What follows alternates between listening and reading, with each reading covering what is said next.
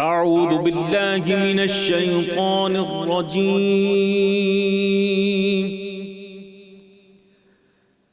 بسم الله الرحمن الرحيم.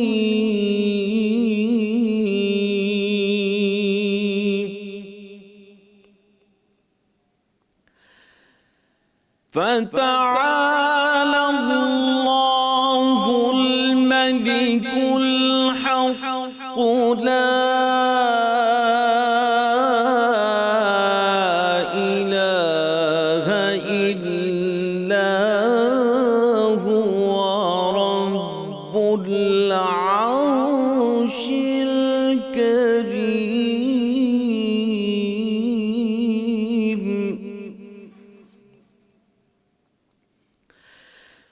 ومن يدع مع الله إلها آخر لا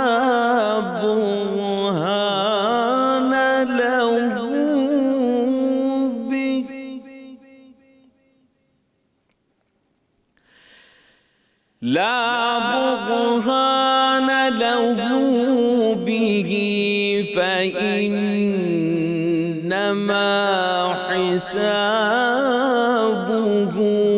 عند ربه إنه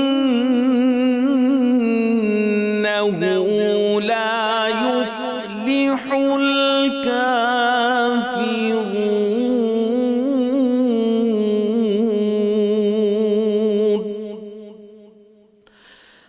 وقل رب اغفر وارحم وأنت خير الراحمين.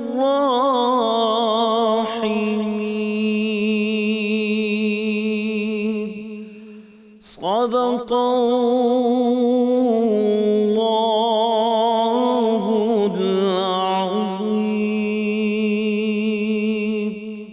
پس اللہ بلند و برتر ہے، سچا بادشاہ، اس کے سوا کوئی معبود نہیں، وہی عزت والے عرش کا رب ہے۔ اور جو اللہ کے ساتھ کسی اور معبود کو پکارے جس کی اس کے پاس کوئی دلیل نہیں، تو اس کا حساب اس کے رب کے پاس ہے، بے شک کافر فلاح نہیں پاتے۔ اور کہہ دیجئے، اے میرے رب، بخش دے اور رحم فرما، اور تو سب سے بہتر رحم کرنے والا ہے۔ ناظرین، آج چھٹی سحری میں ہم یہ دیکھیں گے کہ آج کا خلاصہ قرآن جو ہے وہ کیا ہے، کون سی صورت تک ہم پہنچیں۔ مفتی زبیر احمد صاحب کی طرف چلتے ہیں اور خلاصہ قرآن دیکھتے ہیں۔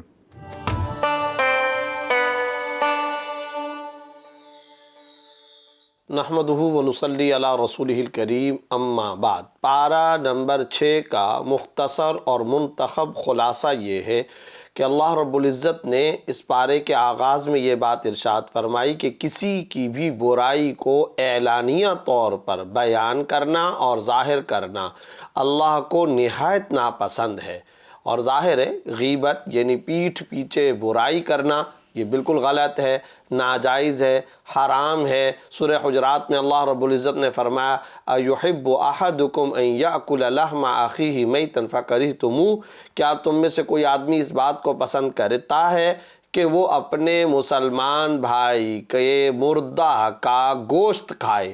ظاہر ہے کہ کوئی بھی اس بات کو پسند نہیں کرتا، تو غیبت کرنا ایسا ہی اور اتنا ہی ہولناک، خوفناک اور برا اور بدترین قسم کا گناہ ہے۔ ایک روایت میں الغیبت اشد من الزنا کہا گیا، بدکاری سے بھی زیادہ بدتر گناہ غیبت ہے۔ تو یہ یاد رکھنا چاہیے کہ کسی کی بھی برائی کو اعلانیہ بیان کرنا بالکل غلط ہے۔ لا يحب اللہ الجہر بالسوء من القول الا من ظلم، آگے الا من ظلم کہہ کر کے یہ بات بیان فرما دی کہ ہاں البتہ البتہ وہ کہ جس پر ظلم کیا گیا ہو، جو مظلوم انسان ہو، وہ اگر ظالم کی برائی کو ظاہر کرتا ہے، اسے اعلانیہ بیان کرتا ہے تاکہ اس کے ظلم سے یہ نجات پا سکے، تو اس کو غیبت نہیں کہا جائے گا۔ یہ حرام، ناپسندیدہ اور ناجائز نہیں ہے، بلکہ اس کی شرعی اعتبار سے گنجائش ہے۔ مگر یہ یاد رکھنا چاہیے، قرآن کی دیگر آیات کو اگر سامنے رکھیں، فَإِنْ عَاقَبْتُمْ بِمِثْلِ مَا عُوقِبْتُمْ بِهِ، کہ اگر کسی ظالم نے ظلم کیا ہے، آپ اس کی برائی کو ظاہر کر رہے ہیں، تو صرف اس کی برائی کی حد تک اعلانیہ اس کی برائی کو ظاہر کریں، اس سے آگے بڑھ کر کے آپ اس کی پیٹھ پیچھے برائیاں کرتے رہیں، تو یہ شرعاً جائز نہیں۔ البتہ اگلی آیت میں اللہ رب العزت نے یہ بات ارشاد فرمائی کہ اگر مظلوم اس ظالم کی اس برائی کو چھپا لے اور معاملہ اللہ کے حوالے کر کے صبر کا مظاہرہ کرے، تو یہ یقیناً بہت بڑے اجر کا معاملہ ہے۔ اللہ کو یہ بات بہت زیادہ پسند ہے۔ کیوں؟ اس لیے کہ خود اللہ رب العزت علام الغیوب ہیں، عالم الغیب ہیں، لوگوں کے، انسانوں کے، مخلوقات کے بہت سارے جرائم کو، بلکہ تمام جرائم کو جاننے کے باوجود بسا اوقات درگزر کا معاملہ فرماتے رہتے ہیں، عفو اور معافی کا معاملہ فرماتے رہتے ہیں۔ تو اگر کوئی مظلوم ذاتی اور انفرادی نوعیت کے ظلم پر خاموشی اختیار کر کے معاملہ اللہ کے سپرد کر کے صبر کا مظاہرہ کرے، تو اس کا اجر اللہ کے ہاں وہ بہت زیادہ پائے گا۔ مگر یہ بات یاد رکھنی چاہیے، یہ معاملہ ہے ذاتی اور انفرادی نوعیت کے ظلم کے حوالے سے۔ جہاں تک ملت پر اجتماعی مظالم کا معاملہ ہو، جہاں تک عالم کے معاملے کا معاملہ ہو، انسانیت، مظلوم انسانیت پر ظلم ڈھائے جانے کا معاملہ ہو، تو وہاں حق کا آوازہ بلند کرنا چاہیے، وہاں صدائے حق ضرور بلند کرنی چاہیے، مظلوم کا ساتھ دینا چاہیے، ظالم کے اس ظلم کو ظاہر کرنا چاہیے تاکہ وہ ظالم کسی بھی طریقے سے اپنے ظلم سے باز آ جائے اور اپنے ظلم کے ارتکاب سے رک جائے۔ خلاصہ یہ کہ مظلوم اگر عدالتی چارہ جوئی کرتا ہے یا شکایت کرتا ہے یا ظلم کی حد تک اعلانیہ اس ظالم کی برائی کو ظاہر کرتا ہے، تو یہ شرعاً جائز ہے، اس کی شریعت کے اندر اجازت دی گئی ہے۔ اس آیت مبارکہ میں اللہ رب العزت نے اس کی گنجائش عطا فرمائی ہے۔ اس کے بعد اگلی آیات میں وَمَا قَتَلُوهُ وَمَا صَلَبُوهُ وَلَكِنْ شُبِّهَ لَهُمْ، اور اس سے آگے بر رفعہ اللہ الیہ، یہ اللہ رب العزت ارشاد فرمانا چاہ رہے ہیں کہ یہود کے عقیدے کی تردید واضح ہونی چاہیے۔ یہود یہ سمجھتے تھے کہ انہوں نے حضرت عیسیٰ علیہ السلام کو قتل کر دیا یا نعوذ باللہ سولی پہ چڑھا دیا، تو جواب میں اللہ رب العزت نے تردید کرتے ہوئے ارشاد فرمایا کہ نہ تو حضرت عیسیٰ علیہ السلام کو قتل کیا گیا اور نہ ہی سولی پر چڑھایا جا سکا ہے، بلکہ اللہ رب العزت نے بحفاظت ان کو آسمان کی طرف طلب فرما لیا، اور اللہ رب العزت بحفاظت انہیں آسمان تک لے کر کے چلے گئے۔ اور ہم سب مسلمانوں کا کنسنسس ہے، اجماع اور اتفاق ہے اس بات پر کہ قرب قیامت میں حضرت عیسیٰ علیہ السلام نازل ہوں گے، جیسا کہ کئی قرآن کریم کے آیات سے بھی پتہ چلتا ہے، نزول عیسیٰ، اور پھر ساتھ ہی ساتھ نزول عیسیٰ کا یہ عقیدہ صحیح بخاری اور دیگر کتب احادیث کے اندر ان الفاظ کے اندر سرکار دو عالم صلی اللہ علیہ وسلم نے بیان فرمایا، ینزل عیسیٰ ابن مریم علی شرق منارۃ البیضاء، یعنی حضرت عیسیٰ علیہ السلام قرب قیامت میں دمشق میں، شام میں ظاہر ہوں گے، نازل ہوں گے، اور ان کا نزول ہوگا۔ اور پھر آگے کئی احادیث کے اندر مزید بھی تفصیلات بیان کی گئی ہیں کہ ان کی برکت سے کوئی کافر نہیں رہے گا، ان کی حکومت میں بہت زیادہ برکت ہوگی، وہ جہاد فرمائیں گے وغیرہ، اس طرح کی ساری تفصیلات کتب احادیث کے اندر موجود ہیں۔ اس کے بعد وَلَا تَقُولُوا ثَلَاثَةٌ، اس حوالے سے یہ بات سمجھنی چاہیے کہ نصرانیوں کے، عیسائیوں کے 3 فرقے تھے۔ ایک فرقہ اس بات کا قائل تھا کہ حضرت عیسیٰ علیہ السلام معاذ اللہ خود خدا ہے۔ دوسرے فرقے کا عقیدہ یہ تھا کہ حضرت عیسیٰ علیہ السلام اللہ کے بیٹے ہیں۔ تیسرے فرقے کا عقیدہ یہ تھا کہ 3 میں تیسرے ہیں، 3 میں کے تیسرے ہیں، یعنی کیا مطلب؟ اللہ، روح القدس اور حضرت عیسیٰ علیہ السلام، ان تینوں کا مجموعہ خدا ہے۔ یہاں اللہ رب العزت نے وَلَا تَقُولُوا ثَلَاثَةٌ الآیہ، ان کے عقیدہ تثلیث کی بھرپور تردید فرمائی کہ اس میں سے کوئی بات درست نہیں ہے۔ حضرت عیسیٰ علیہ السلام حضرت مریم علیہ السلام کے بطن اور پیٹ مبارک سے پیدا شدہ بشر ہیں، اللہ کے بندے ہیں اور اللہ کے سچے رسول ہیں۔ پھر اس صورت کے اختتام کی طرف اگر آپ آتے ہیں تو یستفتون قل اللہ یفتیکم فی الکلالہ، کلالہ کی وراثت کا تذکرہ کیا گیا ہے۔ اب یہ کلالہ کون ہوتا ہے؟ کلالہ وہ ہوتا ہے کہ جس کی نہ اولاد ہو اور نہ والدین ہو، یعنی ایسا فرد کہ جو مر جائے اور اس کی نہ تو اولاد ہے اور نہ والدین ہے۔ ایسی صورت میں اگر ایک بہن ہوتی ہے تو اسے نصف دیا جائے گا، اس کے مال اور ترکے اور وراثت اور جائیداد کا نصف اس ایک بہن کو دیا جائے گا۔ دو یا دو سے زیادہ ہوں تو 2/3، اور اگر ایک بھائی ہو تو پھر ساری وراثت اس ایک بھائی کو، اور اگر بھائی اور بہن دونوں ہوں تو پھر مذکر کو مؤنث کے مقابلے میں، یعنی بیٹے کو بیٹی کے مقابلے میں ڈبل دیا جائے گا، اور بیٹی کو اس کے مقابلے میں اکہرا دیا جائے گا۔ اس کے بعد اللہ رب العزت نے سورہ مائدہ کا آغاز فرمایا، اور آغاز یا ایھا الذین آمنوا اوفوا بالعقود کے الفاظ سے۔ اے ایمان والو، اپنے وعدے پورے کرو، عقود پورے کرو، ایگریمنٹس، معاہدے، وعدے کی پاسداری کرو۔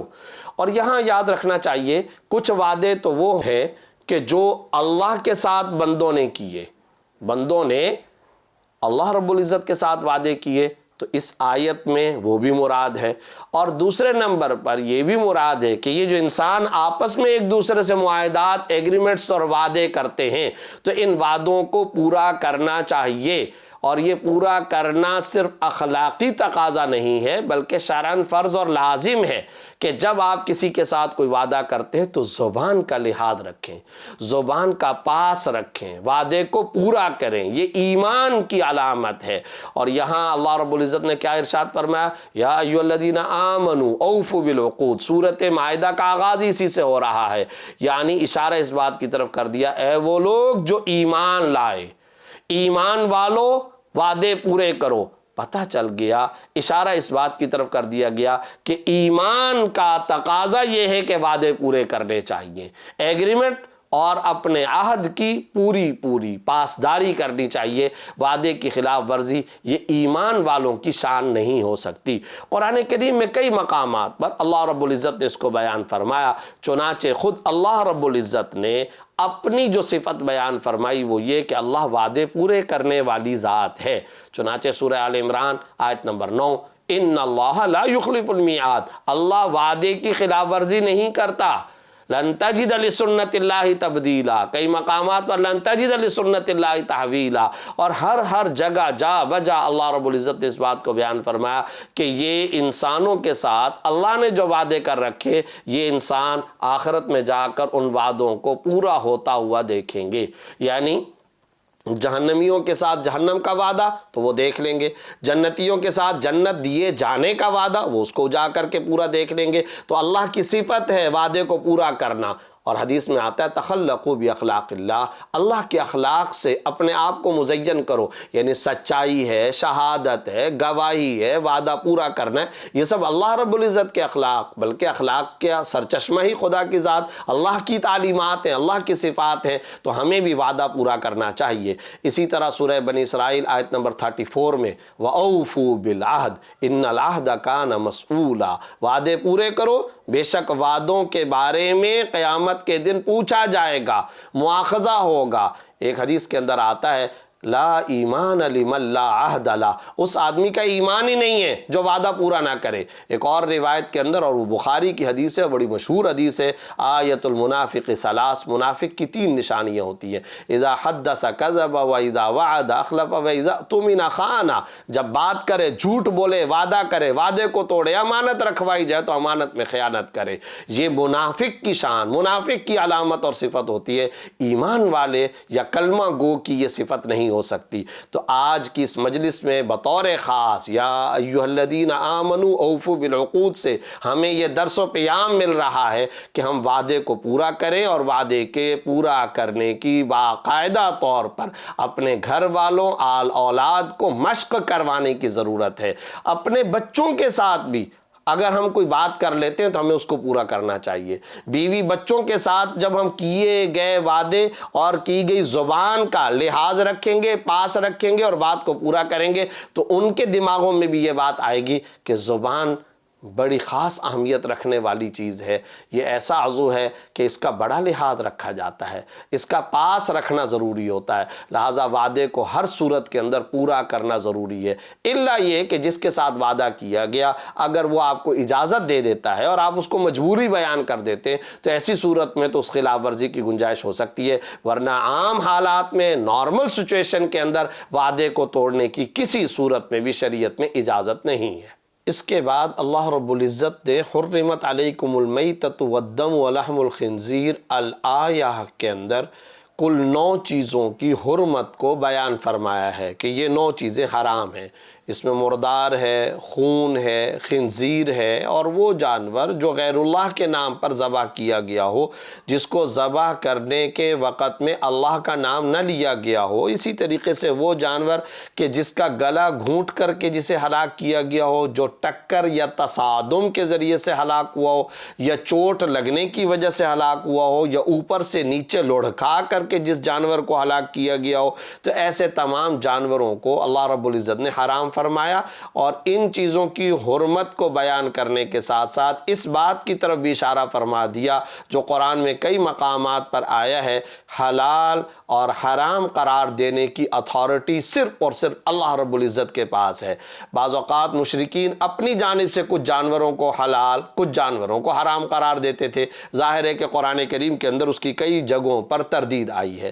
اگلی آیات میں الیوم اکملت لکم دینکم واتممت علیکم نعمتی ورضیت لکم الاسلام دینا، کیا حجۃ الوداع کے موقع پر اللہ رب العزت نے یہ آیت نازل فرمائی کہ آج کے دن ہم نے تمہارے لیے دین کو مکمل کر دیا، نعمت کا اتمام کر لیا، نعمت کی تکمیل کر لی، اور ہم نے تمہارے لیے اسلام کو بطور دین، بطور دستور حیات، بطور ضابطۂ زندگی پسند کر لیا۔ ظاہر ہے کہ یہ آیت اسلام، قرآن کے اتمام اور مکمل ہونے کی گواہی دے رہی ہے، اور ظاہر ہے کہ تکمیل دین کا مطلب یہ ہے کہ قرآن کریم کی شکل کے اندر اللہ رب العزت نے اس آخری آیت، نزول کے اعتبار سے اس آخری آیت کے اندر یہ بات بیان فرما دی کہ اللہ کا پیغام مکمل ہو گیا اور دین اپنے اصولوں کے اعتبار سے مکمل ہو چکا ہے۔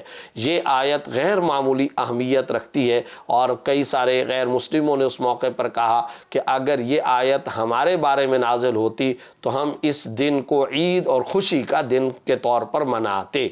اس کے بعد آگے اللہ رب العزت نے وَطَعَامُ الَّذِينَ أُوتُوا الْكِتَابَ حِلٌّ لَكُمْ وَطَعَامُكُمْ حِلٌّ لَهُمْ، اہل کتاب کے ذبیحے کا بیان فرمایا کہ یہ جو اہل کتاب ہیں، یہود و نصارہ، ان کا ذبح کیا ہوا جانور تمہارے لیے حلال ہے اور تمہارا ذبح کیا ہوا جانور ان کے لیے حلال ہے۔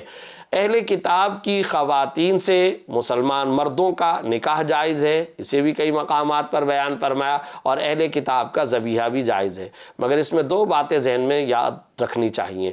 نمبر 1 بات تو یہ ہے کہ اہل کتاب یہود اور نصارہ کا ذبیحہ اس صورت میں حلال ہے کہ جب وہ اللہ کا نام لے کر جانور کو ذبح کرے، کیونکہ قرآن میں کئی مقامات پر آیا وَلَا تَأْكُلُوا مِمَّا لَمْ يُذْكَرِ اسْمُ اللَّهِ عَلَيْهِ، جس پر اللہ کا نام نہ لیا گیا اسے ہرگز نہ کھاؤ، اس کا کھانا جائز نہیں ہو سکتا۔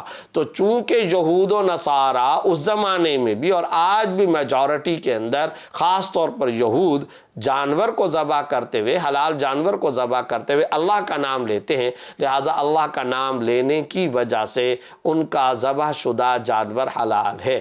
یہاں ایک مسئلے کی وضاحت بہت ضروری ہے، خاص طور پر ہمارے اوورسیز مسلمانوں کے لیے، پاکستانیوں کے لیے، بلکہ تمام کے تمام مسلمانوں کے لیے، وہ یہ کہ عام طور پر اگر کسی گوشت کے بارے میں یہ بات پتہ بھی ہو، یقین کے ساتھ بھی پتہ ہو کہ یہ جانور جس کا یہ گوشت ہے اسے اللہ کے نام پر ذبح نہیں کیا گیا، تب بھی اس گوشت کو، اس میٹ کو، اس بوٹی کو، وہاں اس کے بنے ہوئے برگر کو، بروسٹ کو اس بنیاد پر کھا لیا جاتا ہے کہ ہم جناب کھاتے وقت اللہ کا نام لے لیتے ہیں۔ یاد رکھیں، اس کی شریعت میں کوئی گنجائش نہیں ہے۔ یہ تو ایک دلچسپ لطیفے کے طور پر بات ہو سکتی ہے، مگر اس کی شریعت میں کوئی حیثیت نہیں ہے۔ جانور کو جس وقت ذبح کیا جائے اس وقت اللہ کا نام لینا ضروری ہے۔ یہ نہیں ہے کہ اگر وہ گوشت تیار ہو کر سالن کی صورت میں آپ کے سامنے آ گیا تو اب آپ کو اگر یقین بھی ہے یا غالب گمان سے معلوم بھی ہے کہ یہ جانور اللہ کے نام پر ذبح شدہ نہیں تھا، اب آپ کہیں کہ ہم اللہ کا نام لے کر کے اس کو کھا لیں گے، اس کی شریعت میں کوئی گنجائش نہیں۔ کیونکہ دوسری طرف یہ واضح طور پر مسئلہ موجود ہے کہ اللہ نے قرآن میں کئی مقامات پر فرما رکھا ہے جس پر اللہ کا نام نہ لیا جائے اسے مت کھاؤ، یہ گناہ ہے، اس کا کھانا حرام ہے، اس کا کھانا ناجائز ہے۔ تو کیسے ہو سکتا ہے کہ ہمارے سامنے کوئی گوشت کا ٹکڑا ہے، ہم اس کو اللہ کا نام لے کر کے کھا لیں اور سمجھ لیں کہ یہ حلال ہو جائے گا؟ اور ساتھ ہی ساتھ اس مسئلے پر بھی تمام امت کا کنسنسس اور اجماع ہے کہ اگر کوئی مسلمان جان بوجھ کر جانور کو بغیر اللہ کا نام لیے ذبح کرے تو ساری امت کا اس بات پر اجماع اور اتفاق اور کنسنسس ہے کہ اس جانور کا گوشت حلال نہیں۔ حالانکہ وہ مسلمان ہے، اس کے دل میں تو ایمان ہے نا، کم از کم اس کے دل میں تو ایمان ہے۔ اگر اس نے اللہ کا نام نہیں دیا لیکن وہ ہے تو مومن، کلمہ گو تو ہے، مسلمان تو ہے، دل میں ایمان تو ہے، لیکن اس کا ذبح شدہ جانور کا گوشت بھی اگر حرام ہے اور اس کو حرام ہی قرار دیا گیا ہے تو غیر مسلم کا ذبح شدہ جانور کیسے حلال ہو سکتا ہے جس کے دل کے اندر ایمان بھی نہیں ہے؟ لہذا اس مسئلے کو بڑی وضاحت کے ساتھ سمجھنا ضروری ہے۔ اس کے بعد آگے اللہ رب العزت نے یا ایھا الذین آمنوا کونوا قوامین للہ شہداء بالقسط، اس آیت میں اللہ رب العزت نے یہ بات بیان فرمائی کہ تم اللہ کے لیے سچائی کے مطابق، عدل اور انصاف کے مطابق گواہی دیا کرو۔ بڑا عجیب جامع قرآنی جملہ ہے۔ کیا ہر صورت میں تمہیں عدل اور انصاف سے کام لینا چاہیے؟ عدل، انصاف، کبھی عدل اور انصاف کا دامن ہاتھ سے نہیں چھوڑنا چاہیے۔ حتیٰ کہ تمہارے خلاف بھی اگر کوئی بات جا رہی ہو تب بھی عدل اور انصاف سے کام لو، ہر صورت میں عدل اور انصاف کا مظاہرہ کرو۔ اور عجیب جملہ ارشاد فرمایا، کسی قوم کی دشمنی تمہیں اس بات پر آمادہ نہ کرے کہ تم عدل اور انصاف کو چھوڑ بیٹھو۔ ہمارے ہاں کیا ہوتا ہے، یہ ہمارا سماج کا بہت بڑا مرض ہے۔ اگر ایک سیاسی پارٹی دوسری سیاسی پارٹی کی مخالف ہے، اگر میں اپنے کسی عزیز رشتہ دار کا مخالف ہوں، اگر ایک حکمران دوسرے حکمران کا مخالف ہے، یا اگر کوئی مسلمان ہے اور ظاہر ہے کہ وہ کسی غیر مسلم کو اپنا دشمن سمجھتا ہے، تو ہم سمجھتے ہیں ہر صورت میں ہر موقع پر اس کی مخالفت کریں گے، چاہے اس کی بات درستی کیوں نہ ہو۔ لیکن چونکہ وہ میرا مخالف ہے، چونکہ وہ میرا خاندانی، قومی، زبان کا، صوبائیت کا، عصبیت کی بنیاد پر، زبان کی بنیاد پہ، رنگت کی بنیاد پر، حتیٰ کہ مذہب کی بنیاد پر یا سیاست کی بنیاد پر وہ میرا مخالف ہے، تو میں نے ہر صورت میں اس کی مخالفت کرنی ہے۔ قرآن کریم کی اس آیت میں اللہ پکار کر کے فرما رہے ہیں، کسی قوم کی دشمنی اور عداوت تمہیں اس بات پر آمادہ نہ کرے کہ تم عدل و انصاف کو چھوڑ بیٹھو۔ اگر اس کی بات کسی معاملے میں سچ ہے تو اس کی تائید کرو، کہو ہاں اس کی یہ بات درست ہے، اگرچہ یہ آدمی غلط ہے، اگرچہ اس کے فلاں معاملات غلط ہیں، اگرچہ اس کی یہ پالیسیاں غلط ہیں، مگر اس کی یہ بات سچ ہے، درست ہے، شریعت کے مطابق ہے، جائز ہے، تو اس میں اس کا ساتھ دو۔ یہ مت کرو کہ چونکہ وہ تمہارا دشمن ہے لہذا ہر صورت میں اس کی مخالفت کرنی ہے۔ اس کے بعد وقالت الیہود والنصارى نحن ابناء اللہ، اس آیت کے ضمن میں اللہ رب العزت یہ بات ارشاد فرما رہے ہیں کہ نصارہ اور یہود یہ کہا کرتے تھے کہ ہم اللہ کے محبوب ہیں اور نعوذ باللہ ہم اللہ کے بیٹے ہیں۔ تو اب اللہ رب العزت نے ان کے عقیدے کی تردید فرمائی کہ تم خود ایک مرتبہ، قرآن میں بھی اس جگہ کا تذکرہ ہے کہ تم نے کہا کہ ہمیں تو عذاب ہی نہیں ملے گا، اور اگر ملے گا تو چند دن ملے گا۔ تو اللہ تعالیٰ فرما رہے ہیں کہ اگر تم نعوذ باللہ اللہ کے محبوب اور اللہ کے نعوذ باللہ بیٹے ہو تو پھر تمہیں عذاب کیوں دیا جائے گا؟ پتہ یہ چلا کہ اللہ کے حکام کی اطاعت یہ لازم اور ضروری ہے، ورنہ عذاب مقدر ہوگا۔ اس کے بعد وَاتْلُ عَلَيْهِمْ نَبَأَ ابْنَيْ آدَمَ بِالْحَقِّ کے اندر حضرت آدم علیہ السلام کے دو بیٹوں کے قصے کو بیان فرمایا ہے کہ دراصل ہر لڑکے کے ساتھ، ہر بیٹے کے ساتھ ایک لڑکی پیدا ہوئی، اور آدم علیہ السلام کی شریعت کے اندر یہ مسئلہ تھا، اصول تھا، قانون یہ تھا کہ جس بیٹے کے ساتھ بیٹی ساتھ میں پیدا ہوئی ہے، یعنی لڑکے کے ساتھ جو لڑکی پیدا ہوئی، وہ اس کے اوپر حرام ہے، کیونکہ ان کو حقیقی بہن بھائی سمجھا جانا تھا۔ یہ شریعت آدم علیہ السلام کا مسئلہ تھا۔ اب قابیل جو ایک بیٹا تھا، اس کے ساتھ جو بیٹی پیدا ہوئی، جو لڑکی پیدا ہوئی، وہ خوبصورت تھی۔ اب شریعت کے مطابق اس کے ساتھ نکاح حرام تھا، مگر قابیل یہ چاہتا تھا میرے ساتھ جو لڑکی پیدا ہوئی میں اسی کے ساتھ ہی نکاح کروں۔ حابیل علیہ السلام ظاہر ہے کس کی مخالفت کر رہے تھے اور شریعت کے مطابق تھے۔ اب یہاں پر قابیل نے باقاعدہ طور پر دشمنی اور حسد کا آغاز کیا۔ آدم علیہ السلام نے اللہ کے حکم کے ذریعے سے یہ فیصلہ فرمایا تم دونوں قربانی کرو، جس کی قربانی قبول ہو جائے گی گویا اس کی بات درست ہے۔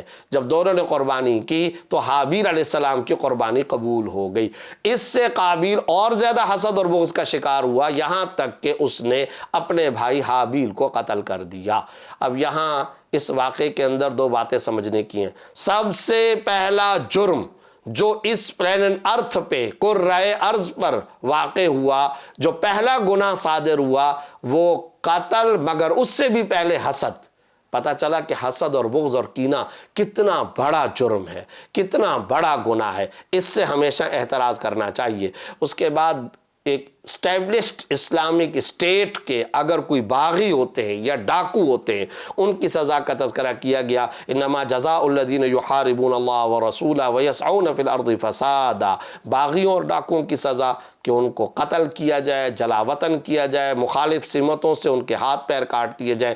اس کے بعد والسارق والسارقۃ فاقطعوا ایدیہما، چور کی سزا کا تذکرہ کیا۔ پھر آگے چل کر کے یا ایھا الرسول لا یحزنک الذین یسارعون فی الکفر، یہود، نصارہ اور منافقین، ان کے کہے گئے جملوں اور یہ جو پھبتیاں کستے ہیں اور یہ جو غلط قسم کی باتیں کرتے ہیں، حتیٰ کہ یعنی خواہشات نفسانیوں کو مقدم رکھتے ہیں اور اس کے شریعت کے احکام میں تعویلیں کرتے ہیں اور کہتے ہیں کہ پھر بھی جنت ہمارے مقدر ہے، اے محمد صلی اللہ علیہ وسلم آپ ان کے ان بولوں اور ان اقوال سے کبھی تنگ دل نہ ہوں۔ اس سے ہمیشہ کے لیے داعیان اسلام کو، مبلغین اسلام کو یہ پیغام دے دیا گیا کہ اہل باطل کے اعتراضات اور ان کی باتوں سے کبھی بھی رنجیدہ قلبی کا شکار نہیں ہونا چاہیے، تنگ دل نہیں ہونا چاہیے۔ ان کی رسوائی اور انجام بد کو اللہ رب العزت نے بیان فرمایا۔ اس کے بعد یا ایھا الذین آمنوا لا تتخذوا اليہود والنصارى اولیاء، یہود اور نصارہ سے قلبی محبت کو ہمیشہ کے لیے بچ کے رہو، یہود و نصارہ کی قلبی محبت سے ہمیشہ کے لیے بچ کے رہو۔ اس کا خاص طور پر پہلے بھی کئی مقامات پر تذکرہ ہوا اور یہاں پر بھی آخر میں چل کر یا ایھا الرسول بلغ ما انزل الیک من ربک، قرآن کریم کے ایک حق کو یہاں بیان کیا گیا کہ اے رسول صلی اللہ علیہ وسلم جو کچھ قرآن آپ کی طرف نازل کیا گیا اسے انسانیت تک پہنچائیے۔ گویا قرآن کریم کا یہ ایک اہم ترین حق ہے۔ اس پارے کے آخر کے اندر لَتَجِدَنَّ أَشَدَّ النَّاسِ عَدَاوَةً الآیہ کے ذریعے سے یہ بتایا گیا کہ ویسے تو مسلمانوں کے دشمن تین گروہ ہیں، یہود ہیں، نصارہ ہیں، مشرکین ہیں۔ ان میں اللہ رب العزت نے فرمایا یہود اور مشرکین یہ تو بہت زیادہ دشمنی اور عداوت اور بغض پر اترے ہوئے ہوتے ہیں، ان کے مقابلے میں نصارہ کچھ کم درجے کی دشمنی پر آمادہ رہتے ہیں، ان کے دل میں قدر نرمی ہوتی ہے، لیکن یہود اور مشرکین یہ اپنی عداوت کے اندر، بغض کے اندر بہت زیادہ سخت ہوتے ہیں۔ اشارہ اس بات کی طرف کر دیا گیا کہ یہود و نصارہ سے کبھی بھی دلی محبت نہیں ہونی چاہیے۔ بسم اللہ الرحمن الرحیم۔ السلام علیکم۔ صحیح بخاری اور صحیح مسلم میں ایک روایت ہے جس میں یہ بتایا گیا ہے کہ نبی اکرم صلی اللہ علیہ وسلم نے فرمایا کہ 7 ایسے اشخاص ہوں گے جن کو اللہ تعالیٰ قیامت کے روز خاص اپنے عرش کے سائے میں جگہ دے گا، جس روز اس کے عرش کے سائے کے علاوہ کوئی سایہ نہیں ہوگا۔ ان 7 اشخاص میں سے ایک عادل حکمران ہوگا، وہ حکمران کے جو تمام فیصلے کر سکتا تھا مگر اس نے فیصلے انصاف کے مطابق کیے۔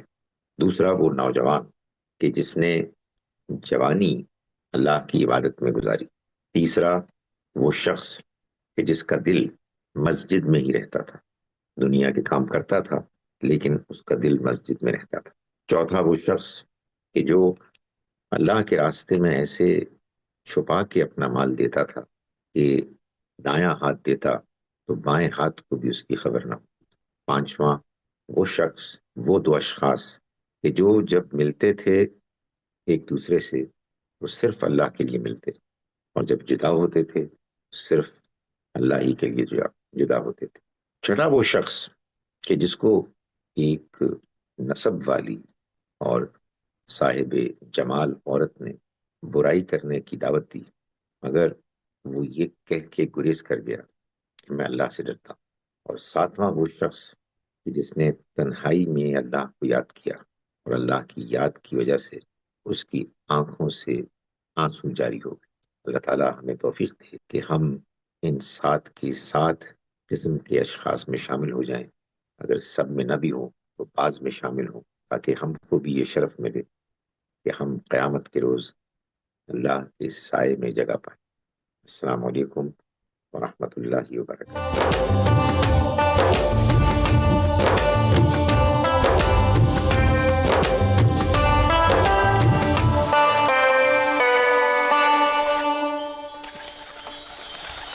ناظرین، اب ہم چلتے ہیں اپنے اگلے سیگمنٹ کی طرف جس کا نام ہے قرآن اور دنیا، اور جس میں ہم یہ جاننے کی کوشش کرتے ہیں کہ اللہ تعالیٰ نے قرآن کو ساتھ رکھتے ہوئے دنیا کو حاصل کرنے کا بیلنس کس طرح سے بتایا ہے، اور اللہ تعالیٰ کیا چاہتا ہے کہ جب ہم اس دنیا میں رہیں تو کس طرح سے اپنی زندگی میں توازن پیدا کریں۔ چلتے ہیں قرآن اور دنیا کی طرف۔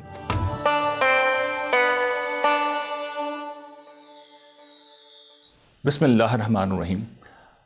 محترم ناظرین، ہم میں سے ہر شخص کی یہ خواہش ہوتی ہے کہ زندگی میں اس کی نعمتیں بڑھیں، جو کچھ اس دنیا میں سہولیات پائی جاتی ہیں وہ اس کی زندگی میں شامل ہو، رزق کی فراوانی ہو۔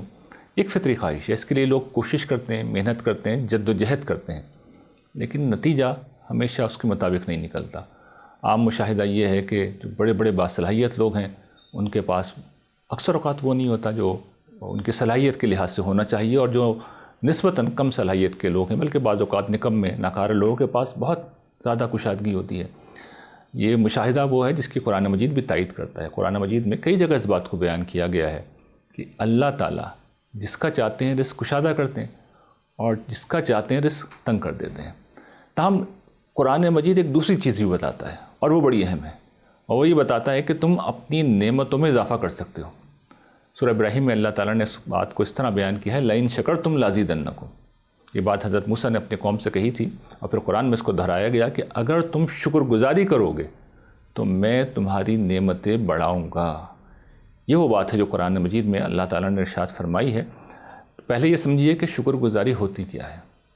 عام طور پر الحمدللہ کا لفظ کہہ دینا، اس کے پیچھے کوئی روح نہ ہو، کوئی اسپرٹ نہ ہو، یہ شکر گزاری سمجھا جاتا ہے۔ شکر گزاری یہ نہیں ہے۔ شکر گزاری سب سے پہلے اس چیز کا نام ہے کہ انسان دل کی گہرائی سے اس بات پر یقین رکھتا ہو کہ مجھے جو کچھ ملا ہے وہ میرے مالک کی عنایت ہے، پھر زبان اس کا اظہار کرے، اور جب دوسروں کے ساتھ انسان گفتگو کرے تو یہ نہ کہے کہ میں سیلف میڈ ہوں، میری بڑی صلاحیت ہے، یار میں نے بڑی محنت کی تھی، نہیں یار میرے اندر تو کوالٹی ہے، دل میں بھی احساس نہ ہو، بلکہ ہر موقع پہ زبان سے یہی نکلنا چاہیے کہ یہ میرے مالک کی عطا ہے، یہ میرے پروردگار کا کرم ہے، اس لیے کہ حقیقت یہی ہے، خدا کی عنایت کے بغیر ہم کچھ بھی نہیں ہیں، ہم بول نہیں سکتے، ہم دیکھ نہیں سکتے، ہم سن نہیں سکتے، ہمارا جسم ایک خلیہ سب اس کی عنایت ہے، کچھ بھی نہیں ہے ہمارا۔ تو جس وقت آدمی اعتراف کرتا ہے تو وہ صحیح جگہ پہ آ جاتا ہے۔ اور آخری چیز جو بڑی اہم ہے وہ یہ کہ جو نعمت بھی ہمیں ملی ہوئی ہے اس سے دوسروں کو فائدہ پہنچائیں۔ اگر علم ہے تو نفع بخش ہو، دوسروں کو فائدہ ملے۔ دولت ہے تو اس پر سانپ بن کے نہ بیٹھے ہوئے ہوں، دوسروں کو فائدہ پہنچا رہے ہیں۔ وقت ہے تو دوسروں کو دیں، ان کی مدد کریں، اور صلاحیت ہے تو اس کو بھی سماج کے لیے استعمال کریں، یعنی اپنے لیے ضرور کریں لیکن جو اضافی چیزیں ہیں ان میں سے ہر چیز سے نفع بخشی ہونی چاہیے۔ نفع بخشی شکر گزاری کا لازمی ایسنس ہے۔ یہ 4 چیزیں ملتی ہیں، پھر کہیں جا کے شکر گزاری وجود میں آتی ہے، اور اس کا نتیجہ پھر قرآن مجید بیان کرتا ہے کہ جو سب سے بڑا رول ماڈل قرآن مجید نے اسٹیبلش کیا ہے وہ حضرت سلیمان حضرت داؤد کا وہ رول ماڈل ہے جو ایک طرف نعمتوں کو بھی غیر معمولی طریقے پہ بیان کرتا ہے اور ان کی شکر گزاری کو بھی. شکر گزاری تو ہم جانتے ہیں حضرت داؤد کی جو کتاب ہے زبور، وہ تو شکر گزاری کا ہی مجموعہ ہے، اللہ کی حمد کی مناجات ہیں اس کے اندر. اور قرآن مجید نے پھر حضرت سلیمان کی وہ دعائیں نقل کی ہیں جس میں وہ شکر گزاری کی درخواست کر رہے ہیں. ربی اوزعنی ان اشکر نعمتک التی انعمت علی، پروردگار مجھے توفیق دے کہ میں تیری شکر گزاری کروں. ھذا من فضل ربی، یہ میرے رب کی عطا ہے. اور ان کے پاس نعمتیں کیا تھیں؟ اللہ نے کیسی برکت دی کہ ان کے دربار میں پرندے ہوتے تھے جن کی بولیاں وہ سمجھتے تھے، جن ہوتے تھے جو ان کے لیے بڑی بڑی تعمیرات کرتے تھے. ایک ایسے صاحب بھی تھے قرآن بتاتا ہے جو 1000 میں سے ملکہ سبا کا تخت اٹھا کے لے آیا. مڈل ایسٹ میں انہوں نے دنیا کی سب سے بڑی ریاست قائم کر دی تھی. تو یہ خدا کی عنایت ان کے اوپر تھی، اور اس بات کا زندہ نمونہ ہے کہ جو سچا شکر گزار ہوتا ہے اللہ تعالیٰ اس کی نعمتوں میں اضافہ کرتے ہیں. وآخر دعوانا ان الحمد للہ رب العالمین. جی جناب، اب وقت ہوا ہے مشتاق احمد صاحب کی گفتگو سننے کا جس کا نام ہے سکون قلب. دیکھتے ہیں آج مشتاق احمد صاحب کون سا واقعہ سناتے ہیں اور سکون قلب کی کون سی سبیل بتاتے ہیں.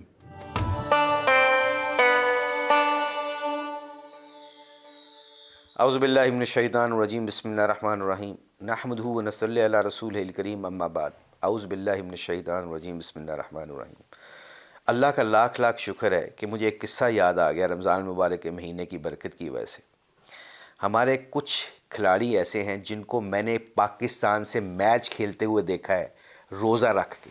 روزے کی ویلیو، ہمارے انگریزی کا وہ ایک کاؤنٹی کرکٹ ہوتی ہے جو انگلینڈ میں کھیلی جاتی ہے، اس کاؤنٹی کرکٹ میں اتنا لمبا دن ہوتا ہے. اس لمبے دن میں ایک ہمارا پاکستان کا کرکٹر ہے، اس نے روزہ رکھ کے میچ کھیلا. انگریز پریشان ہو گئے، how come you can do this, تم کیسے کر سکتے ہو ایسے. وہ کہتے ہیں کہ جب اللہ کی رضا کے لیے تم کوئی نیت کرتے ہو نا تو اللہ تمہیں طاقت دیتا ہے، اسٹرینتھ دیتا ہے. تو اس لیے رمضان المبارک کے مہینے میں میں نے بڑے کھلاڑیوں کو دیکھا ہے روزہ رکھ کے پریکٹس کرتے ہوئے. گرمیوں کی پریکٹس، میں نے ایک باب ولمر ہمارے کوچ ہوتے تھے وہ مر گئے ہیں، انہوں نے دیکھا، انہوں نے ایک دفعہ کہا کہ how come you guys can have a training session without food and water, تم کیسے روزہ رکھ کے ٹریننگ کر سکتے ہو. اور ہمارے کئی کھلاڑی ایسے کرتے تھے. میرے پیارو، بات کرنے کا مطلب یہ ہے کہ لوگ صرف جب اللہ کی رضا کے لیے نیت کر لیتے ہیں نا کہ میں نے روزہ رکھنا ہے، یقین کریے آپ کو اللہ ایسی طاقت دے گا. آپ نے دیکھا ہوگا اکثر حج کے موقع پر بوڑھے بوڑھے لوگ، ٹانگوں میں جان نہیں ہوتی، گھر میں اٹھ نہیں سکتے وہ، مگر جب حج کے اوپر جاتے ہیں کہاں سے وہ طاقت آ جاتی ہے. صفا مروہ میں کیسے بھاگ کے جاتے ہیں، کیسے وہ حج کے مناسک ایسے بھاگ کے کرتے ہیں. پورا عرفہ، مزدلفہ، جتنے بھی ایریا ہیں وہ سارے کیوں پیدل چلتے ہیں. بوڑھے بوڑھے لوگ، اپنا سامان بھی سر پہ اٹھایا ہوتا ہے کیونکہ اللہ کی رحمت ان کے ساتھ ہو جاتی ہے. کیونکہ آگ کا کام جلانا ہے. جب اللہ کی رحمت کے دروازے کھلتے ہیں تو اپنے ابراہیم خلیل اللہ کو آگ میں ٹھنڈ لا کے دکھا دیتا ہے. جب اللہ کی مرضی چلتی ہے تو موسیٰ علیہ السلام کو فرعون کے گھر میں تربیت کر کے دکھا دے سکتا ہے، اس کی پرورش وہاں کر کے دکھا سکتا ہے. جب اللہ منظور کرتا ہے کسی چیز کو، جب اللہ فیصلہ کرتا ہے، کن فیکن کی طاقت، اللہ کہتا ہے ہو جا، وہ کیسے چیز ہو جاتی ہے کہ آدم علیہ السلام کو بغیر نقشوں کے پیدا کر کے دکھا سکتا ہے، عیسیٰ علیہ السلام کو بغیر باپ کے پیدا کر کے دکھا سکتا ہے، یوسف علیہ السلام کو کنویں میں پھنکوا کے، کنویں میں مصر کے بازاروں میں بکوا کے مصر کا بادشاہ بنا دے، نبی بنا دے. یونس علیہ السلام کو مچھلی کے پیٹ میں 40 دن زندہ رکھ کے دکھا دے. اسماعیل علیہ السلام کے اوپر چھری نہ پھرنے دے. عزیر علیہ السلام کو 100 سال چلا دے. صحابہ کہف کو 300-900 سال چلا دے. یہ سب اللہ کی قدرت ہے. جو اللہ چاہتا ہے ویسے ہوتا ہے میرے پیارو. اللہ کیا کہتا ہے، جب میرا ارادہ ہوتا ہے تو میں اپنے محبوب حضور اکرم صلی اللہ علیہ وسلم کو معراج کی سیریں بھی کرا دیتا ہوں، اپنا دیدار بھی کرا دیتا ہوں. یہ ہے اللہ. اس اللہ کی اتنی بڑائی سن کے کہ جب ایک ہمارے کھلاڑی کو پتہ چلا کہ جب اللہ کی مخلوق سے کوئی محبت کرتا ہے اور اللہ کی مخلوق کو راضی کرنے کی کوشش کرتا ہے تو اللہ اس کے ساتھ کیسے نظام چلاتا ہے. میں ایک دفعہ گھر سے گیا پریکٹس کرنے. ہمارا جو کھلاڑی تھا وہ میرا دوست تھا، وہ بھی ہم دونوں کھیلا کرتے تھے اکٹھے. تو قذافی اسٹیڈیم میں کیمپ لگا ہوا تھا تو خیر میں اس کے ساتھ گیا. اس نے مجھے گھر سے پک کیا. وی ور لیٹ، پریکٹس سے لیٹ تھے. ہم واپس جا رہے تھے قذافی اسٹیڈیم کی طرف سے. اس نے ایک دم یو ٹرن مارا. میں نے کہا بھائی کیا کر رہے ہو، اتنی تیزی کے ساتھ ٹائم گزر رہا ہے اور ہم تو لیٹ ہو جائیں گے پریکٹس سے، تم یو ٹرن مار رہے ہو، گھر میں کوئی چیز رہ گئی. یہ کہتا ہے نہیں ویٹ. اس نے یو ٹرن ماری میرے پیارو. ایسے یو ٹرن مار کے سڑک کے دوسری طرف گیا. سڑک خالی تھی تقریباً، صبح کا ٹائم تھا 7-8 بجے آئی تھنک، یا سیٹرڈے تھا یا سنڈے تھا کیونکہ اس وقت کوئی رش نہیں تھا. تو اس نے یو ٹرن مار کے جا رہا تو ایک سائیکل کے اوپر نیلی یونیفارم پہنی ہوئی تھی جو سیکیورٹی والوں نے پہنی ہوئی تھی، سیکیورٹی گارڈز نے، اور ایک بابا جی ٹوٹی ہوئی چپل اور ٹوٹا ہوا سائیکل کے اوپر وہ جا رہا تھا۔ اس نے اس گاڑی اس کے پاس روکی، میرا شیشہ اس کی طرف تھا، میں اس کی طرف بیٹھا ہوا تھا، اس نے شیشہ نیچے کیا، اپنی جیب سے آئی ڈونٹ نو کتنے پیسے نکالے اس ہمارے کھلاڑی نے، اس نے سارے پیسے اس کے بابا جی کے ہاتھ میں روک کے دیے، اور وہ سائیکل پہ بابا جی رکے ہوئے ہیں۔ اس نے بابا جی نے سائیکل سے روک کے جب اس کے پیسے پکڑے، مجھے نہیں پتا کتنے پیسے تھے، وہ بابا جی نے ایسے پیسے دیکھے، اس بندے کی، اس کرکٹر کی طرف دیکھا، اور بابا جی کو وہ کرکٹر کیا کہتا ہے، بابا جی پتر سمجھ کے لینا، میں نے آپ کو باپ سمجھ کے دے رہا ہوں، کیونکہ میرا باپ اس دنیا سے چلا گیا، آپ کو باپ کی شکل میں دیکھ رہا ہوں، تو یہ اس کو بھیک نہ سمجھنا، میں نے آپ کو منو اپنا پتر سمجھنا۔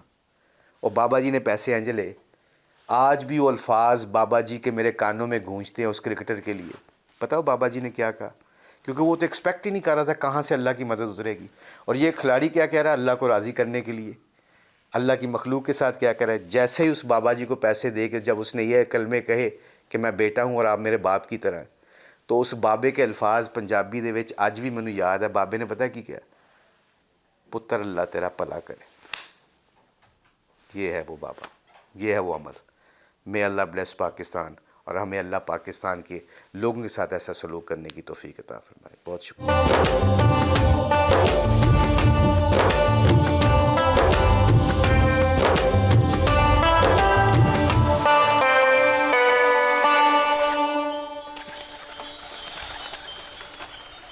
آج اس چھٹی سحری میں ہم ابو الانبیاء سیدنا ابراہیم علیہ السلام کی سیرت پر گفتگو کریں گے، اور آپ دیکھیں گے کہ ان کے ساتھ ان کی زندگی میں کتنے مسائل آئے، کتنی پریشانیاں آئیں، کتنی تکلیفیں آئیں، اور انہوں نے ساری کی ساری آزمائشوں کا کس طرح سے مقابلہ کیا اور اللہ تعالیٰ کی توحید کا دامن ہاتھ سے نہیں چھوڑا۔ چلتے ہیں قصص الانبیاء کی طرف۔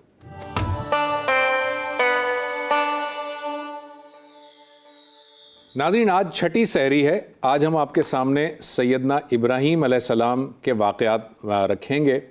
سیدنا ابراہیم علیہ السلام جو ہیں وہ خلیل اللہ بھی کہلاتے ہیں اور ابو الانبیاء بھی کہلاتے ہیں۔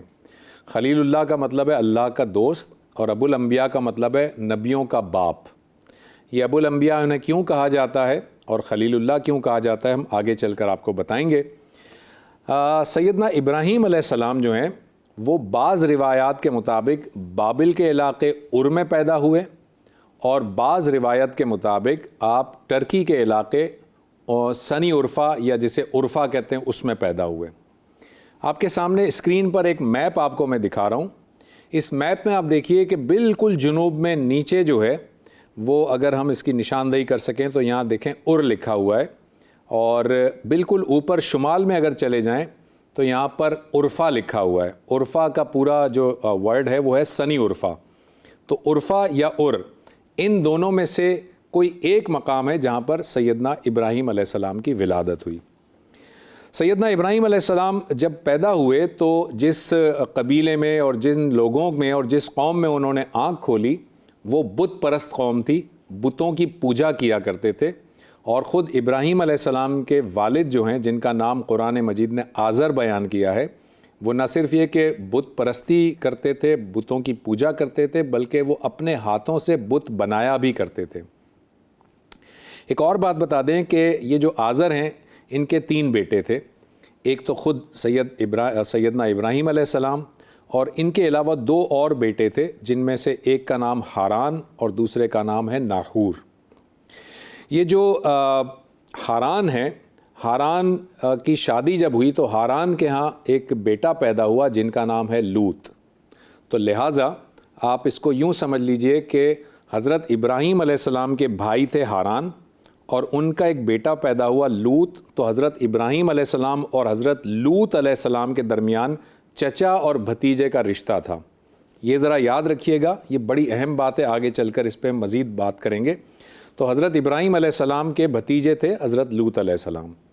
حضرت لوط علیہ السلام جب چھوٹے تھے، بچے تھے، تو ان کے والد کا یعنی ہاران کا انتقال ہو گیا، لہٰذا اس بچے کو حضرت ابراہیم علیہ السلام نے ان کے ساتھ وہ رہے اور ان کی پرورش حضرت ابراہیم علیہ السلام نے ہی کی، یعنی چچا نے ہی پرورش کی۔ حضرت ابراہیم علیہ السلام جب پیدا ہوئے تو اس وقت اس پورے علاقے میں، یعنی کہ ار کے علاقے میں یا عرفہ کے علاقے میں ایک شخص کی حکومت تھی جسے نمرود کہا جاتا ہے۔ یہ بڑا ظالم بادشاہ تھا، اور نہ صرف یہ کہ یہ بت پرستی پر اکساتا تھا، بت پرستی اس کا بھی شیوا تھا، بلکہ یہ خود بھی اپنے آپ کو بہت بڑا متکبر اور بہت فخر سے اپنے آپ کو پیش کرتا تھا، اور لوگوں پہ بڑی ظلم اور زیادتی کیا کرتا تھا، اور ناجائز لوگوں کو قتل بھی کر دیا کرتا تھا۔ ایک دن ایسا ہوا کہ یہ جو نمرود ہے اس نے خواب دیکھا، اور اس نے خواب دیکھا کہ ایک آسمان میں ایک ستارہ نمودار ہوا ہے، اور وہ ستارے کی اتنی شدید روشنی ہے کہ اس کی روشنی میں چاند اور دوسرے دیگر ستارے بھی ماند پڑ گئے۔ جب وہ صبح بیدار ہوا تو اس نے نجومیوں کو بلایا اور کہا کہ مجھے اس خواب کی تعبیر معلوم کرنی ہے۔ نجومیوں نے بتایا کہ اس کی تعبیر یہ ہے کہ آپ کے علاقے میں، آپ کی سلطنت میں ایک شخص پیدا ہوگا، ایک بچہ پیدا ہوگا جو کہ آپ کی سلطنت کو تلپٹ کر دے گا، اور آپ کی جو سلطنت ہے وہ تباہ ہو جائے گی۔ چنانچہ نمرود نے حکم دیا کہ آج سے جو بھی بچہ پیدا ہو اسے قتل کر دیا جائے۔ یہ بات یاد رکھیے گا، یہ حضرت موسیٰ علیہ السلام کے ساتھ بھی ہوا تھا، جو ہم آگے چل کر بیان کریں گے، اور یہ حضرت ابراہیم علیہ السلام کے ساتھ بھی ہوا تھا۔ تو جب نمرود نے یہ حکم دیا کہ جو بھی بچہ پیدا ہو یا بیٹا یا لڑکا پیدا ہو اسے قتل کر دیا جائے، تو ظاہر ہے کہ بے شمار بچے، بے شمار لڑکے جو ہے وہ اس قوم کے قتل کر دیے گئے۔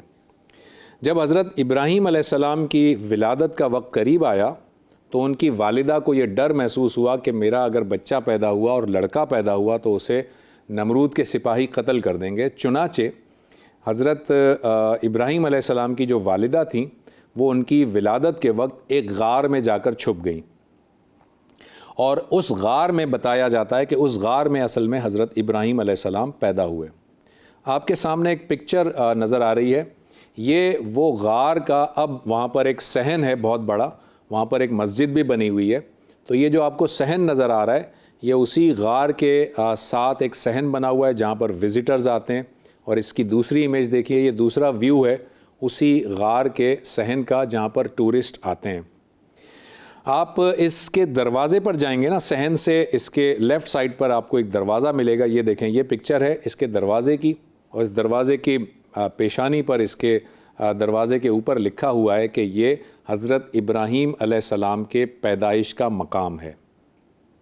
جب آپ اندر جاتے ہیں تو یہاں پر وزٹرز کے لیے پراپرلی وضو خانہ بنا ہوا ہے، یہ پکچر آپ دیکھ سکتے ہیں، یہ وضو خانہ ہے، یہاں پر پینے کا پانی ہے، اور اس کے ساتھ ساتھ اس غار کے اندر جو اب ایک غار ہے صرف خالی، اس کے اندر عبادت کے لیے دو جگہیں مختص کی گئی ہیں، ایک عورتوں کے لیے اور ایک مردوں کے لیے۔ یہ پکچر آپ کے سامنے نظر آ رہی ہے، یہ وہ غار کی جگہ ہے جہاں پر عورتیں عبادت کرتی ہیں، اور یہ ایک دوسری پکچر آپ دیکھ رہے ہیں، یہاں پر مرد حضرات اس غار میں عبادت کرتے ہیں، اور مرد حضرات کے سامنے آپ کو ایک اسکرین سا نظر آ رہا ہے، ایک شیشے کی اسکرین نظر آ رہی ہے۔ یہ گورنمنٹ نے اس کو جو ہے وہ بند کر دیا ہے۔ یہ بتایا جاتا ہے کہ اس شیشے کی بیک سائڈ پر جو چٹان ہے، دراصل یہاں پر حضرت ابراہیم علیہ السلام پیدا ہوئے تھے۔ یہ جو ناظرین آپ کو میں غار دکھا رہا ہوں، یہ اس وقت موجودہ ٹرکی میں یہ غار موجود ہے، کیونکہ وہ جو سنی عرفہ کا مقام تھا وہ ٹرکی میں موجود ہے۔ جب آپ تھوڑے سے بڑے ہوئے، حضرت ابراہیم علیہ السلام تھوڑے بڑے ہوئے، لڑکپن کی عمر تھی، تو آپ کو اندازہ نہیں تھا کہ میرا خدا کون ہے، مجھے بنانے والا کون ہے۔ لہٰذا قرآن مجید نے آپ کے مکالمے کو نقل کیا ہے، اور وہ بہت عمدہ مکالمہ ہے۔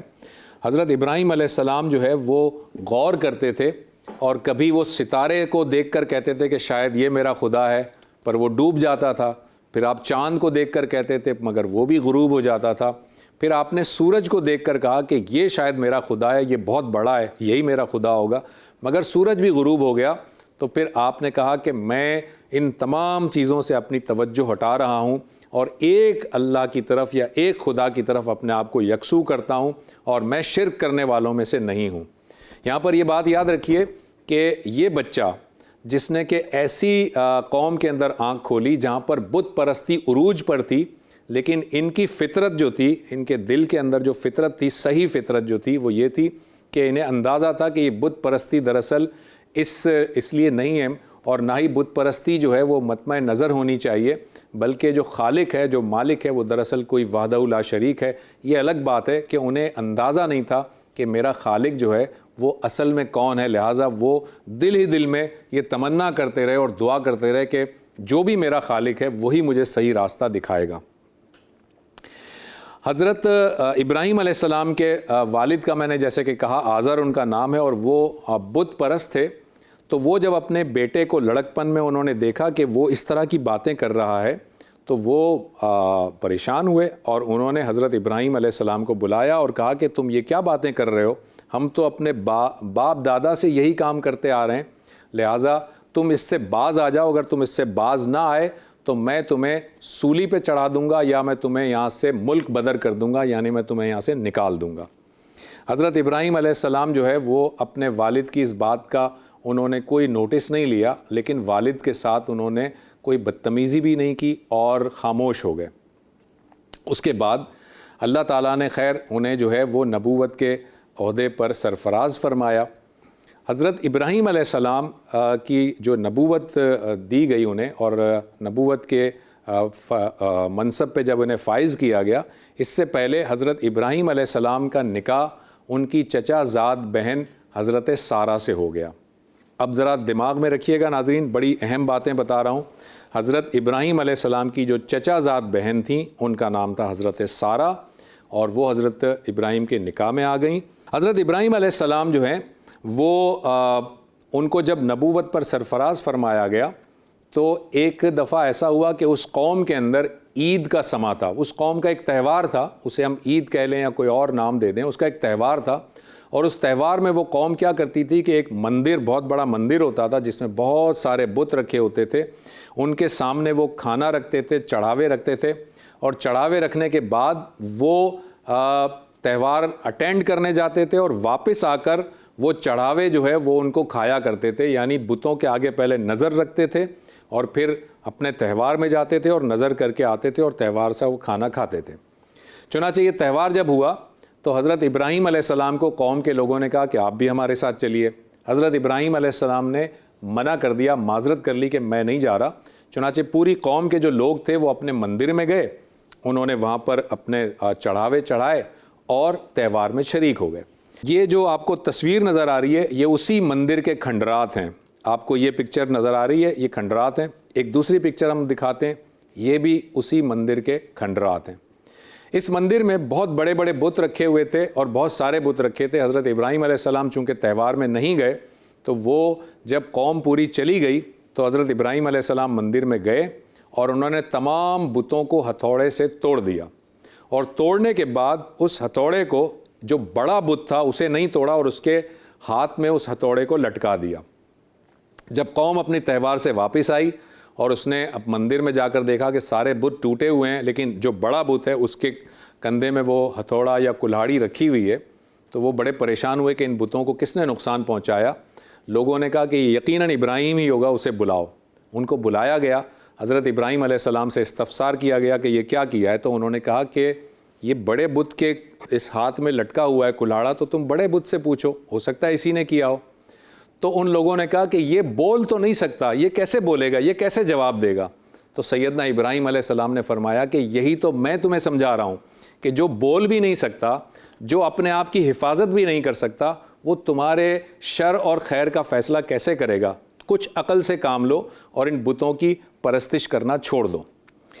اس بات پر وہ قوم بہت زیادہ غصے میں آ گئی، اور اس قوم نے جو ہے وہ ذکر کیا اس بات کا نمرود کے ساتھ، یعنی اپنے بادشاہ تک یہ بات پہنچی، بادشاہ کو شکایت پہنچی، اور بادشاہ کی شکایت پر نمرود نے حضرت ابراہیم علیہ السلام کو بلا لیا اپنے دربار میں۔ یہ جو آپ کو کتبہ نظر آ رہا ہے پکچر میں، اس کتبے میں نمرود اور اس کی زندگی کے حالات لکھے ہوئے ہیں، اور یہ وہیں کھنڈرات میں سے ہمیں ملا ہے۔ خیر، نمرود نے جو ہے وہ آپ کو بلایا اپنے دربار میں، اور نمرود نے ان سے کہا کہ تم جو ہے وہ اس سے باز آ جاؤ، اگر تم اس سے باز نہ آئے، یعنی تم اپنی اس دعوت سے باز نہ آئے، تو میں تمہیں آگ میں پھینک دوں گا۔ سیدنا ابراہیم علیہ السلام نے فرمایا کہ مجھے اس کی کوئی پرواہ نہیں ہے، لیکن میں اپنے رب کی اس دعوت کا دامن ہاتھ سے نہیں چھوڑ سکتا، اور یہ جو تم کر رہے ہو یہ بت پرستی ہے، اور ایک اللہ وحدہ لا شریک ہی ہے جس کی عبادت کی جائے گی۔ چنانچہ نمرود نے ایک بہت بڑا جو ہے وہ سمجھیں کہ ایک تالاب کی جیسی جگہ بنوائی، بہت بڑا گڑھا کھدوایا جس میں کہ لکڑیاں ڈالی گئیں، آگ بھری گئی، اور آگ جب بھڑک اٹھی تو حضرت ابراہیم علیہ السلام کو لایا گیا اور ایک دفعہ پھر پوچھا گیا کہ کیا تم اپنی اس بات سے باز آتے ہو؟ تو حضرت ابراہیم علیہ السلام نے فرمایا کہ نہیں، میں اپنی دعوت سے باز نہیں آؤں گا۔ چنانچہ حضرت ابراہیم علیہ السلام کو نمرود کے حکم پر اس آگ میں پھینک دیا گیا۔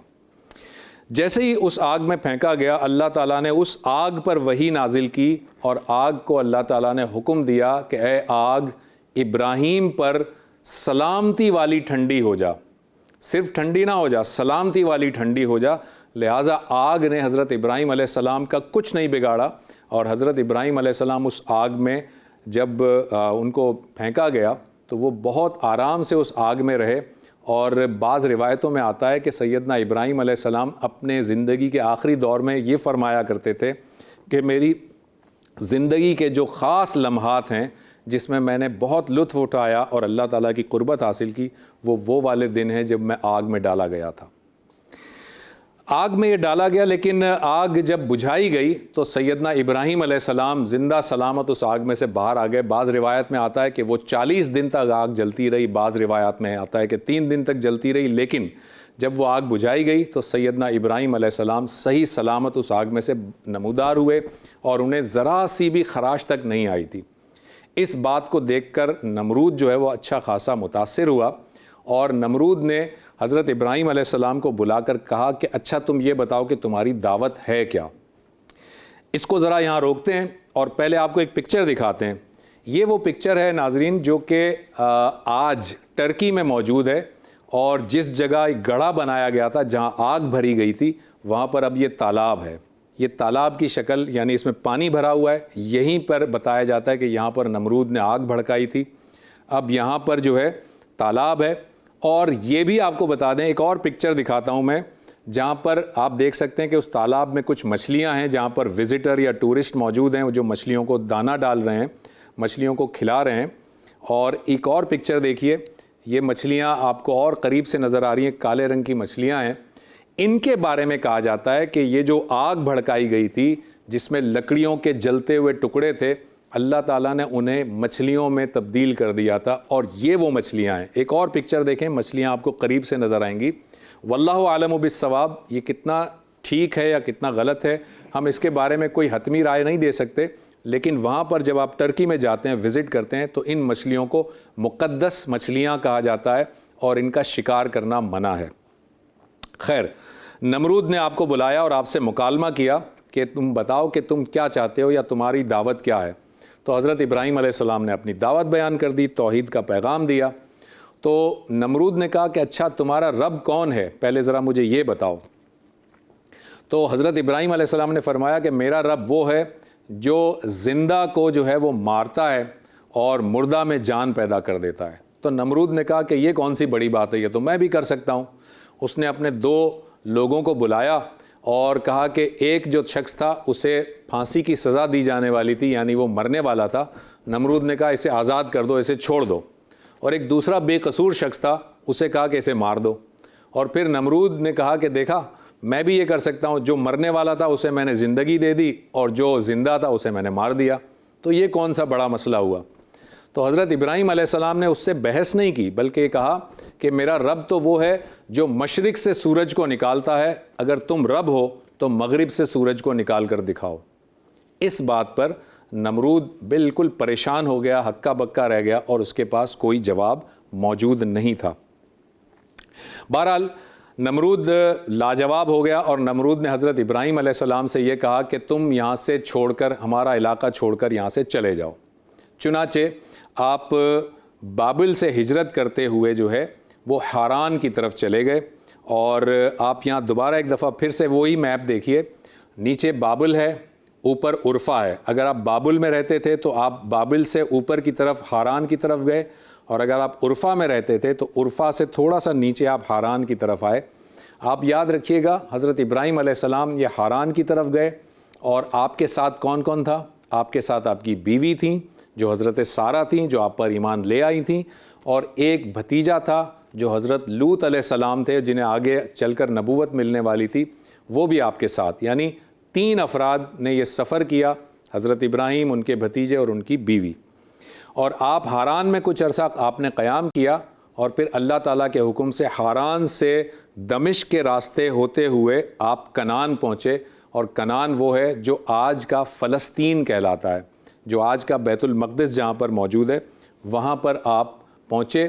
اور اسی میپ پہ دیکھیں کہ اس کنعان کے ساتھ ہی رائٹ سائڈ پہ تھوڑا سا اگر آپ دیکھیں تو سدوم نام کا ایک علاقہ نظر آ رہا ہے. یہ سدوم وہ علاقہ ہے جہاں پر حضرت لوط علیہ السلام کی قوم رہتی تھی، اور حضرت لوط علیہ السلام کو جب نبوت اللہ تعالیٰ نے دی تو وہ اس سدوم کی طرف بھیجے گئے تھے. تو لہٰذا ابھی تک جو ہم نے بات کی وہ یہ ہے کہ حضرت ابراہیم علیہ السلام ار سے نکلے، پہلے ہاران گئے، ہاران سے دمشق کے راستے ہوتے ہوئے کنعان پہنچے جہاں پر سدوم بھی موجود ہے. وہاں پر جب آپ سدوم میں پہنچے تو اس وقت تک سیدنا لوط علیہ السلام بڑے ہو چکے تھے، اور سیدنا لوط علیہ السلام کی عمر 40 برس ہو چکی تھی، اور سیدنا لوط علیہ السلام کو بھی اللہ تعالیٰ نے نبوت سے سرفراز فرما دیا تھا. لہٰذا جب آپ حضرت ابراہیم علیہ السلام کے ساتھ ہاران سے کنعان کی طرف آئے تو کنعان میں رک کر حضرت ابراہیم علیہ السلام نے اپنے بھتیجے لوط سے کہا کہ اے لوط، اب آپ اپنی قوم کی طرف جائیے جو سدوم میں رہتی ہے، اللہ تعالیٰ نے آپ کی ذمہ داری سدوم میں لگائی ہے. چنانچہ اس جگہ سے حضرت لوط اور حضرت ابراہیم الگ الگ ہو گئے. حضرت ابراہیم علیہ السلام جو ہے وہ کنعان میں ٹھہرے اور سدوم کی طرف حضرت لوط علیہ السلام چلے گئے. یہیں تک ہم اپنے اس قصص الانبیاء کو آج مکمل کرتے ہیں، لیکن یاد رکھیے ابھی حضرت ابراہیم علیہ السلام کے واقعات مکمل نہیں ہوئے. آج کا یہ قصص جو ہے وہ حضرت ابراہیم علیہ السلام کا پارٹ 1 تھا، اور کل انشاءاللہ تعالی ہم ان کا جو ہے وہ حضرت ابراہیم علیہ السلام کی سیرت کا پارٹ 2 اور لاسٹ پارٹ آپ کے سامنے رکھیں گے.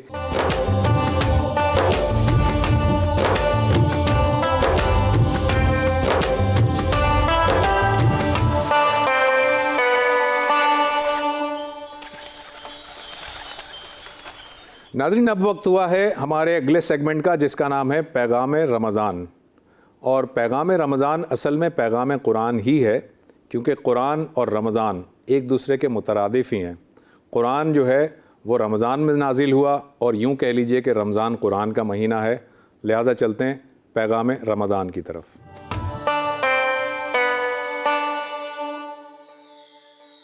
الحمدللہ رب العالمین والصلاة والسلام علی سید الانبیاء والمرسلین، اما بعد. اعوذ باللہ من الشیطان الرجیم، بسم اللہ الرحمن الرحیم. وَإِذَا سَأَلَكَ عِبَادِ عَنِّي فَإِنِّي قَرِيبٌ أُجِيبُ دَعْوَةَ الدَّاعِ إِذَا دَعَانِ فَلْيَسْتَجِيبُوا لِي وَلْيُؤْمِنُوا بِي لَعَلَّهُمْ يَرْشُدُونَ. صدق اللہ العظیم. اللہم صلی وسلم علی نبینا محمد. رب اشرح لی صدری ویسر لی امری واحلل عقدۃ من لسانی یفقہوا قولی واجعل لی وزیرا من اہلی، آمین یا رب العالمین. السلام علیکم ورحمۃ اللہ وبرکاتہ. قرآن حکیم میں اللہ سبحانہ وتعالیٰ نے ماہ رمضان سے متعلق، روزے کی فرضیت سے متعلق جتنی باتیں بھی ہیں ایک ہی مقام پر بیان کی ہیں، اور وہ سورۃ البقرہ کا رکوع نمبر 23 ہے، جہاں ماہ رمضان اور اس سے متعلقہ اعمال اور احکام کا ذکر ایک ہی مقام پر آ گیا. قرآن کریم میں نماز ہے، زکوٰۃ ہے، حج ہے، عمرہ ہے، قربانی ہے، ان عبادات کا ذکر جا بجا آیا، مگر ماہ رمضان کے فرض روزے اور ماہ رمضان کے دیگر اعمال کا تمام ذکر ایک ہی مقام پر آیا ہے.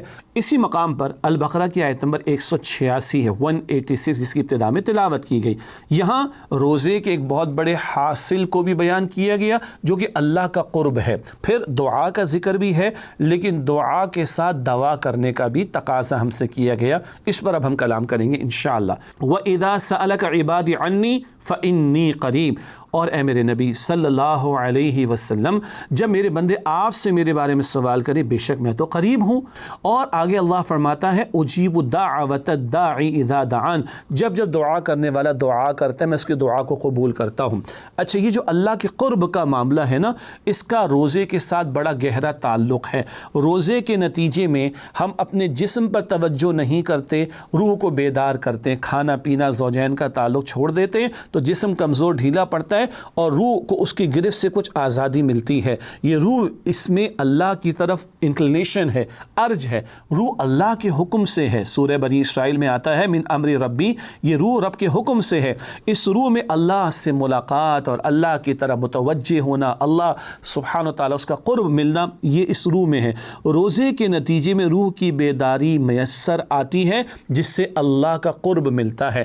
حدیث بخاری شریف میں حدیث قدسی ہے، اللہ کا کلام ہے اور رسول اللہ نقل فرماتے ہیں، اللہ فرماتا ہے الصوم لی وانا اجزی بہ، یہ روزہ میرے لیے ہے، میں ہی اس کا بدلہ عطا کروں گا. عام نیکیوں کا بدلہ 10 سے لے کے 700 گنا تک ذکر کیا گیا اور اس سے زائد بھی، لیکن روزے کے بارے میں اللہ فرماتا ہے میں خاص بدلہ دوں گا. اور دوسری روایت ہے الصوم لی وانا اجزا بہ، روزہ میرے لیے ہے اور میں ہی اس کا بدلہ ہوں، اللہ ہی بندے کو مل جائے گا. یہ روزے کا حاصل ہے. کس قدر بڑی بات ہے، بلکہ بہت بہت بڑی بات ہے. اللہ ہی مل جائے، اللہ مل جائے تو سب کچھ ہمارا ہو گیا نا. اس روزے کو پوری توجہ کے ساتھ، دل جمعی کے ساتھ، ذوق و شوق کے ساتھ ہمیں رکھنا ہے. اس سے روح کی بیداری اور اللہ کا قرب میسر آتا ہے. اسی قرب کے نتیجے میں کیا ہے، اجیب دعوت الداعی اذا دعان، جب جب دعا کرنے والا دعا کرتا ہے میں اس کی دعا قبول کرتا ہوں. اللہ گارنٹی دے رہا ہے ہر مانگنے والا جب جب مانگے گا میں اس کی دعا قبول کروں گا. لیکن it's a two way traffic. آگے فرمایا فلیستجیبوا لی، انہیں چاہیے میرا حکم تو مانیں، وَلْيُؤْمِنُوا بِي، مجھ پر ایمان تو رکھیں، لَعَلَّهُمْ يَرْشُدُونَ، تاکہ یہ ہدایت پا جائیں. تم چاہتے ہو میں تمہاری دعائیں قبول کروں، اللہ فرما رہے میرا حکم تو مانو. ہم سورۃ البقرہ میں آیت 152 میں پڑھتے ہیں، جمعے کے خطبات میں سنتے ہیں فَاذْكُرُونِي اذکرکم، اللہ فرماتا ہے تم میرا ذکر کرو میں تمہیں یاد رکھوں گا. یہاں البقرہ آیت 186 میں اللہ فرما رہا ہے میں ضرور تمہاری دعا قبول کروں گا، تم بھی تو میرا حکم مانو. It's a two way traffic نا. گناہ کر کے، نافرمانی کر کے، اللہ کے احکامات کو توڑ کر، اللہ کو بھلا کر، اللہ سے غفلت برت کر، اللہ کے احکامات اور حدود کو پامال کر کے تم چاہتے ہو کہ تمہاری دعائیں قبول ہوں. How come?